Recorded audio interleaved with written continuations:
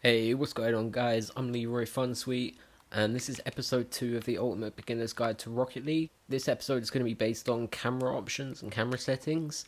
So here you can see my current camera settings. If you like them, you can, of course, you're welcome to use them. But what I'm going to do for now is I'm actually going to default these settings. Right, there you go. So you can see now it's very zoomed in. There's not a huge field of view, and you've got this horrible shake that you get whenever you hit the ball. Also, if you sort of like land funny, you'll get a shake. If you bump another car, you'll get a shake. So first of all, that'd be the first thing I'd recommend to turn off. Although it is, again, it's very personal. If you prefer to have that on, you're more than welcome to keep it on. Next up, you've got the field of view. So I tend to keep quite a wide field of view. I like it at 110. Although if you lower this, it will be almost first person. So it'll be a lot harder to see your car, see other cars on the field, and general control will feel a bit weird. So yeah, personally, I wouldn't recommend to have that low at all. I'd recommend somewhere between 100 and 110. Again, it's, as I say, it's very personal. All of these things are going to be what you prefer. If you like a closer camera setting, you can do that. If you like it further away, you can do that. Next up, you've got the distance. So this will be how far your camera is behind your car. So if you lower this again, it will be almost like being in first person, but you keep a nice wide field of view. If you have this all the way up, you can see it's very far away from the car, and it's easier to see everything on the pitch, all the other cars, and your car itself. Personally, though, I don't like to have this option too high. I like to keep it around 300 or between sort of like 270 and 300. I'll stick it on 290 for now, just while we do these before I go back to my previous settings. Next is the height, which will be how high the camera is positioned above your car. So if you lower this, you can see it's almost like ground level, eye level with the car. If you bring this all the way up, it's sort of like a top-down sort of view. So if you was to bring this up and then change your angle, you can sort of play around with the settings. So if I was to bring the angle down and the height all the way up, you can see it's almost like a completely top-down view. With that though, you can bring the angle all the way down, and yeah, it's kind of weird. Personally, I don't really like those settings. But it's, again, completely personal. I like to keep my height at around 110, usually between sort of like 90 and 130, but 110 is fine for me. The angle, again, I'd usually keep at about 3, between 3 and 7. I do like to change it up every now and then. You can see what 7 looks like here.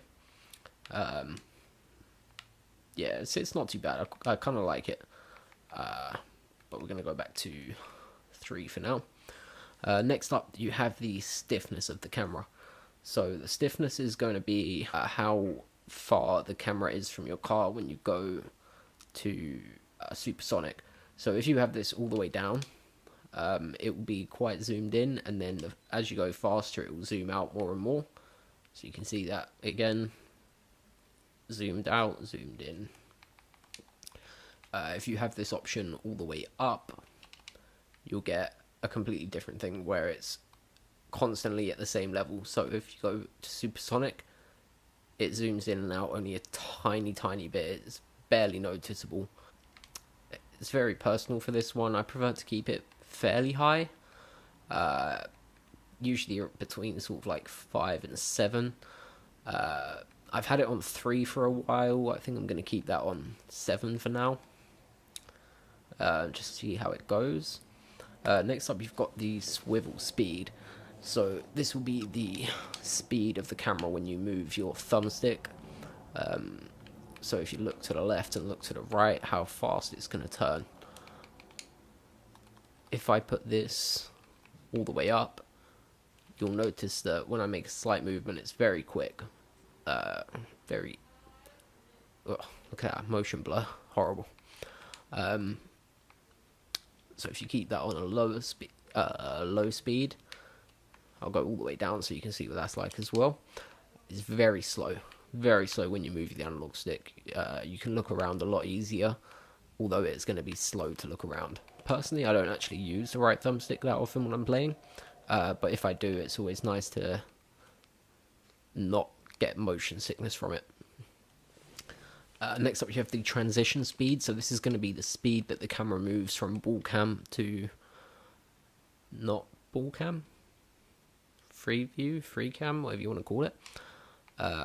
So if I turn this option up now, I usually keep that on the lowest, but if you put it up, it's pretty much instant, just switches. There's no sort of transition. It's very, it's very quick. There's no sort of swivel. I don't even know what to call it. Yeah, you get what I'm trying to say. I think, I hope. But yeah, I'm gonna keep that down. So this will invert the swivel controls. If you have this enabled and you look and you move your thumbstick up, it will go down, and if you have it, and if you go down, it will go up, left will go left, and right will go right as normal. And if you have this disabled and you move up on the analog stick, it will go up, and if you go down, it will go down. Left and right will still be left and right. So other than that, you've got the preset options. So you can have the default options, which, as I say, I wouldn't really recommend. You can have balanced, which is, it's not too bad. It's a little bit zoomed in for my taste, but again, as I say, it's very personal. So play with them if you want, see what it's like. Next, you have the wide angle, which actually is pretty similar to my normal settings. Yeah, it's very similar to my normal settings. Personally, I might recommend this, although you can always do whatever you want. You can, yeah, you know what I'm saying. I had that on 7. I usually keep swivel speed on 420 because blaze it. And transition speed, I had that on the lowest. Alright, so that's pretty much it for the camera settings. Just want to say thank you for watching, and hope to see you in the next episode. Peace.